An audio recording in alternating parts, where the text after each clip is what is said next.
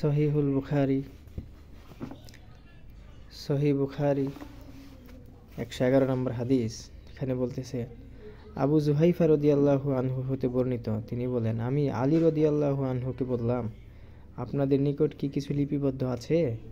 তিনি বললেন, না, শুধুমাত্র আল্লাহর কিতাব রয়েছে। হায় হায়, একদল কিন্তু খুশি হয়ে গেছে অলরেডি। দেখি সামনে কি আছে।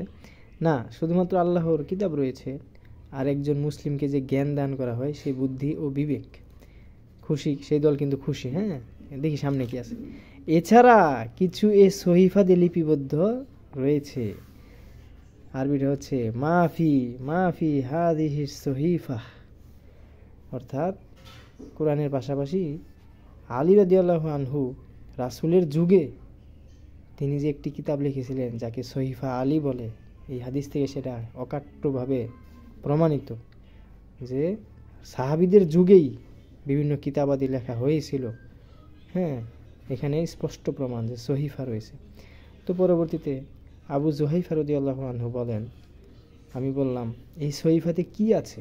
তিনি বললেন যে ক্ষতিপূরণ ও বন্দি মুক্তির বিধান, আর এই বিধানটিও যে মুসলিমকে কাফির হত্যার বিনিময়ে হত্যা করা যাবে না। তো যাই হোক, যেই বিধানই থাকুক, একটা জিনিস অকাট্যভাবে প্রমাণিত যে সাহাবীদের যুগেও বিভিন্ন হাদিসের কিতাব লেখা হয়েছে। এই যে বুখারী 111 নম্বর হাদিস তার স্পষ্ট প্রমাণ।